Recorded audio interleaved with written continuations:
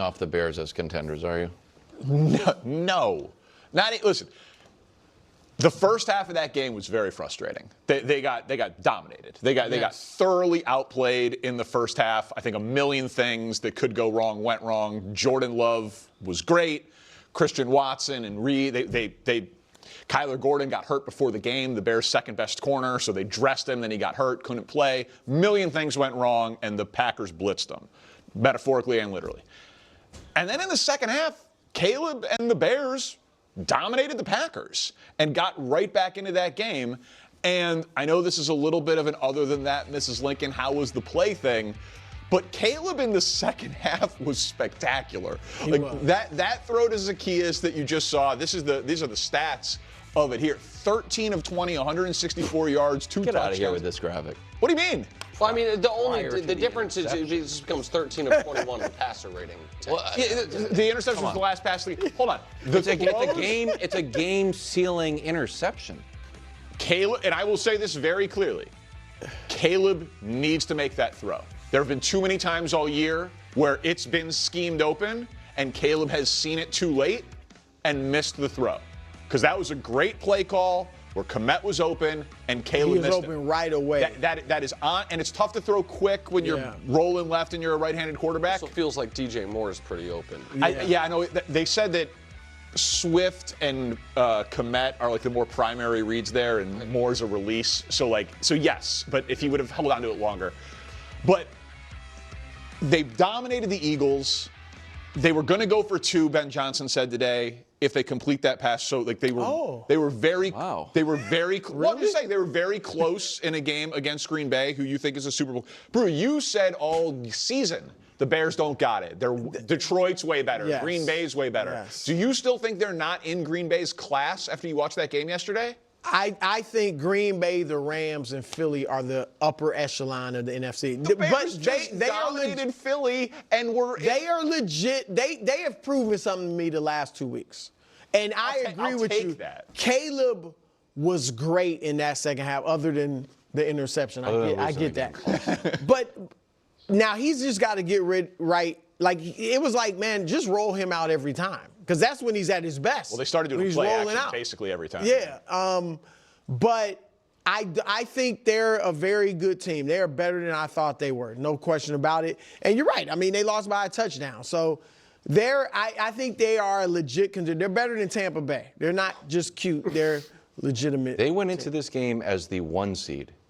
I feel like you have. Yeah, but it was in Green Bay. They were touchdown. I don't understand your visible frustration. You think they were supposed to win? They were touchdown underdogs feel like on the road. This is a little bit of the. I don't have a name for this. Maybe, and I'm so good at trademarks and stuff. Yeah. I'm surprised I don't have it. If you came out more harsh to the Bears, I think you would believe in the Bears more. But the fact that you were okay going 12 rounds and losing, you're like, man. That's great. Let's go to the club. I like. Well, that. I wish you were like, man, we are the best team in the NFC. I like that. We had him on the ropes. The quarterback is the number 1. He's a franchise changer, and he lost the game. This is like you're like, oh man, It's like been big. Well, part of that is totally fair, and it's.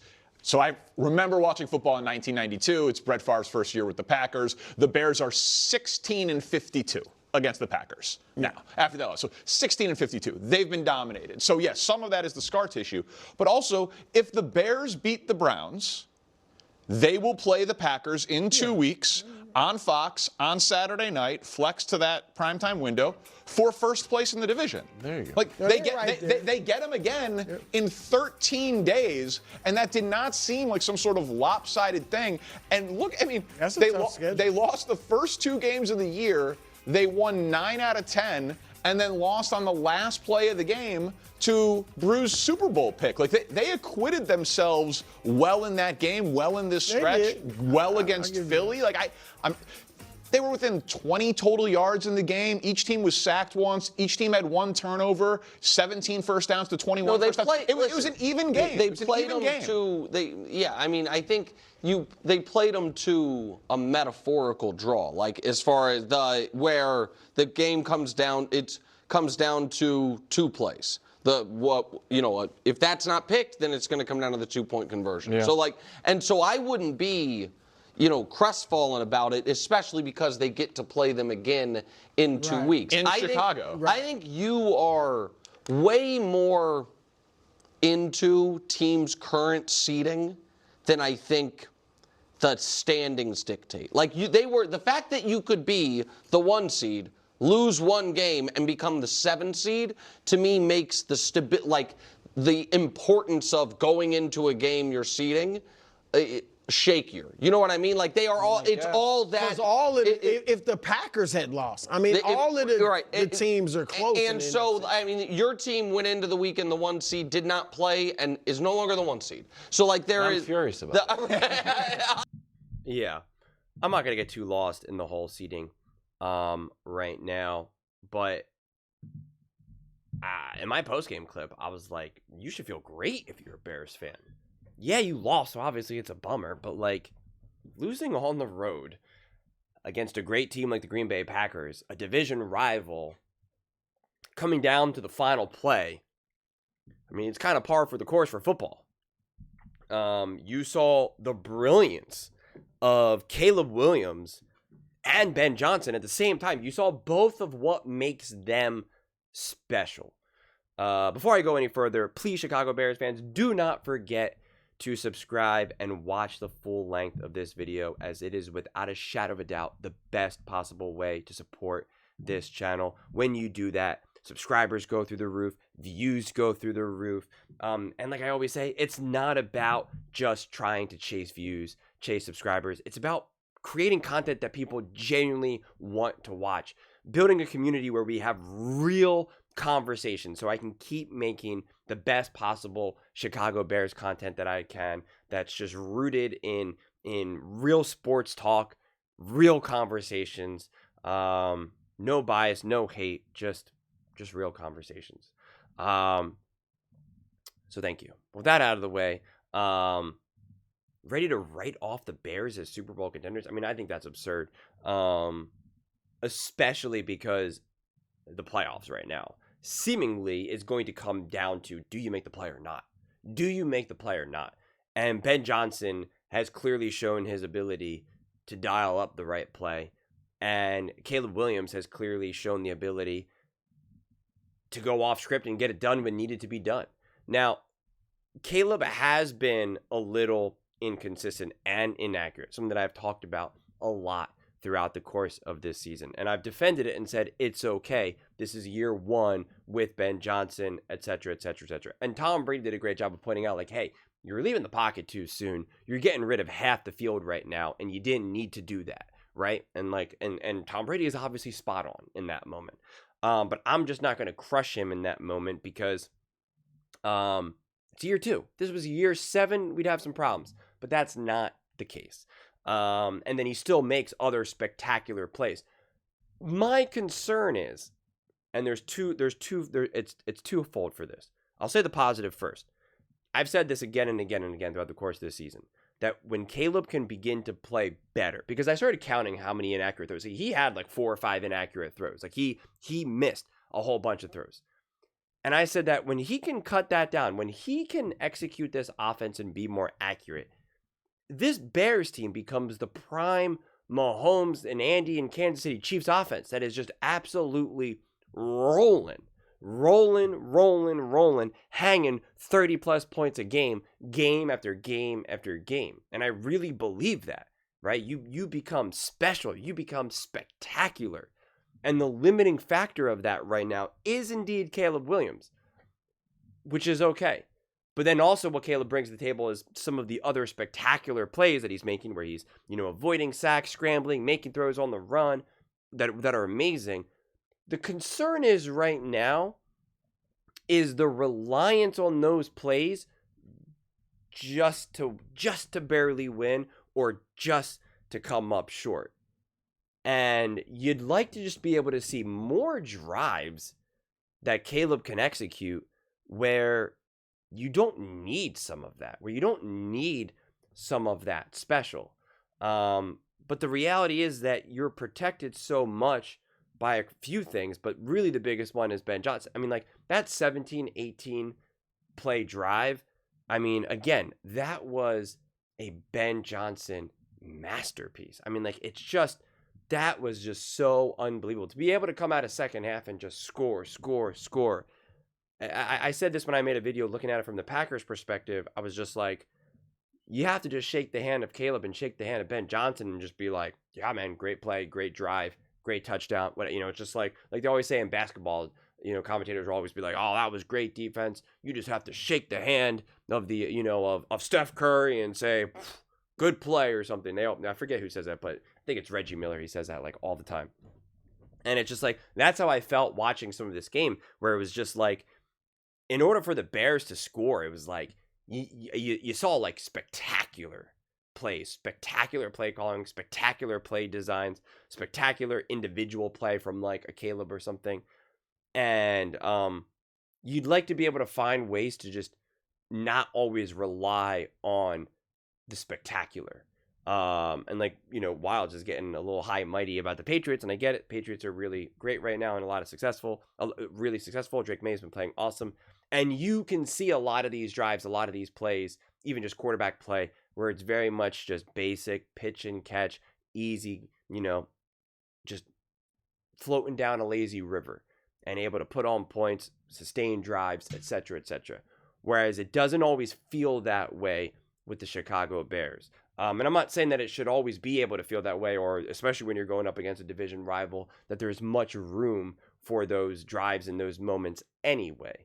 But I just, in no way do you watch this game and now you feel less about the Bears. I feel better about the Bears, and this is what I kept emphasizing, which is why I'm not afraid to downplay a big win against the Bengals or the Giants, or say Caleb wasn't good enough for this or that, because since I'm not a hater or a fanboy in any direction, like, I watch a game like this and I'm way more impressed by Caleb than the Giants game, the Bengals game, the Cowboys game. I always love to use that Cowboys game as a reference because his stats were through the roof, but he was throwing to wide open receivers the entire game, and he missed a ton of receivers. Like, that was the game that Brady was like, wow, this is like 7 missed throws here. But yet the box score was still through the roof. And I was like, I don't really care about that game. And going up against the Commanders, I'm like, he didn't really play that well. I don't think he really played that well. But then I see a game like this and I'm like, I'm really impressed with that game.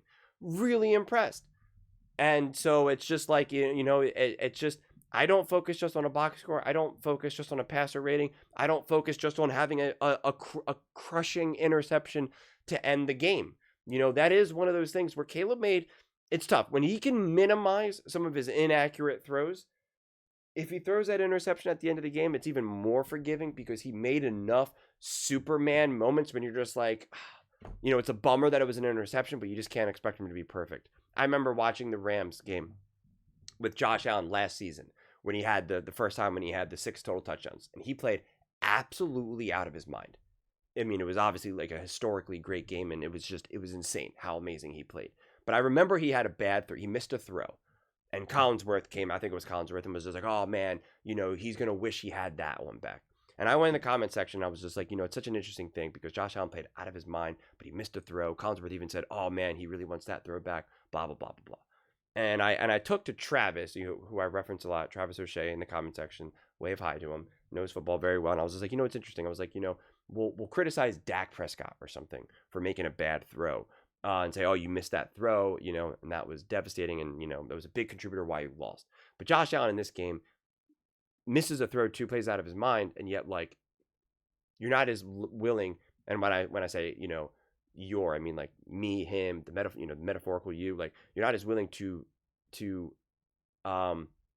be as harsh on Josh Allen in that moment. And I'm just like, and I was trying to, like, think out loud, like, why exactly is that? And he had a great answer where he was just like, because he does so much that, like, what else can you expect? And especially even in that game, it's like the man was just insane.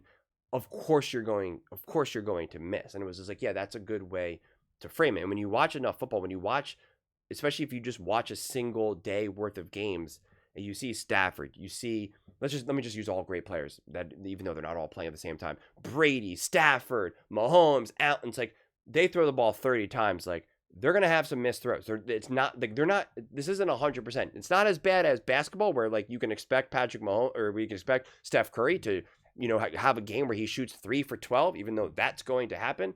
But like, if he, you're more willing just to be like, that's okay. That's basketball, law of averages. In football, if someone's really inaccurate, they have like 5-6 inaccurate throws. You're like, that's just not good enough. Like, and I'm trying to figure out like, what is a good enough number? What's a floor for like, you're allowing a quarterback to miss some throws. And I'd say 9 out of 10 games, you don't really miss any throws unless they're deep balls. Unless they're those balls that you're just letting it rip and you're just like, those are low percentage throws to begin with. But for the most part, majority of your throws that you're making, you really shouldn't be that inaccurate. You give them like 1 or 2 throws over the course of a couple games or so, like, but like, and if you're running for your life a lot, like there's always so many other factors in basketball. There's going to be a lot less factors in that regard.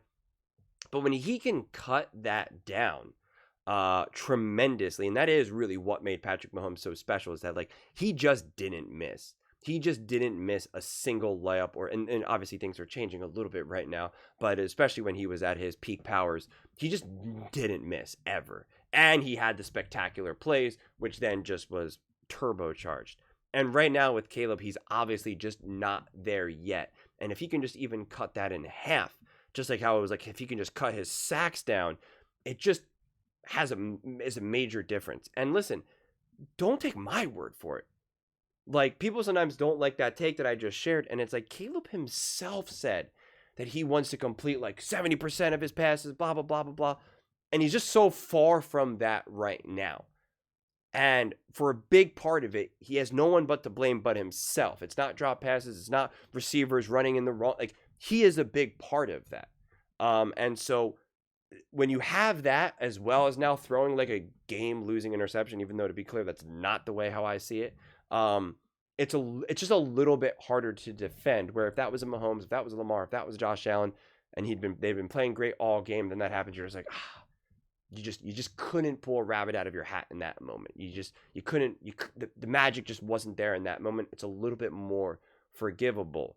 And so I feel like that's what's kind of given Wilds this kind of like extra energy to be like, well, he had the game-losing interception. And it's like, well, he also had a lot of game-saving plays as well. And if you got rid of a handful of the inaccurate throws, then you could really just be like, Caleb has like I don't blame Caleb at all for this loss.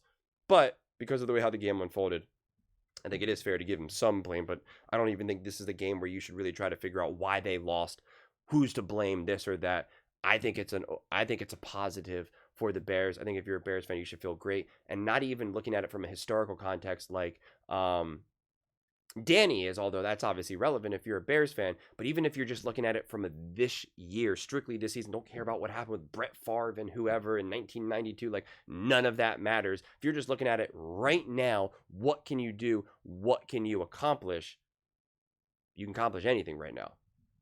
Like, it's just, I just think everything is right there. And yeah, we're at a time right now where you could be contending for the 1 seed or literally out of the playoffs. This season is wild. The tiebreakers are through the roof. The jumping around, I forget what broadcast I was watching, since I'm like watching all of them. They said like this is the most like jumping around in seeding than like in NFL history. Like, it's insane. And I don't mean to brag. I kind of predicted it. Not exactly how I thought it was going to unfold, but I said this is going to be the closest it's ever been. And I kept saying, I think because the floor, not because of there's so many of these great top teams, but it's because the floor is elevating. And it's funny because as the season unfolded, I was like, this is not what it's looking at, because we had a bunch of teams that were like, the Bears losing a bunch of games, the Texans losing a bunch of games, the Chiefs losing a bunch of games. And I was just like, I don't know. I think I'm going to be wrong about that. And now as the season unfolded, I'm like, I don't know. I guess that actually really did come to fruition right now. And it's just crazy. It's just crazy. So no reason to write the Bears off as contenders, honestly. And I do think they're right there with the Packers. And losing to a division rival in a freezing cold game on the road, coming down to the final play, when you played well. It's one thing if it came down to the final play and you clearly did not play good enough, but you played well, you contended, you competed, you were right there in the game. The game got uncomfortable for the Packers, and it wasn't just because the Packers had a muff punt and a bunch of mistakes where you're just like, you did that, you let them back in the game. No, it was because of the Bears. You should feel great. And when it was a close game, and I like to use this game as a reference point, the Raiders going up against the Chiefs, because it's like, that was a close game and they lost. Like, why aren't the Raiders right there with the Chiefs? It's like, well, because the Raiders were terrible all season and they won a game where their quarterback threw like 60 yards, right? And the Chiefs played terrible. And you're like, that's why. That game was close, not because you were watching two great teams come down to the wire. This game did.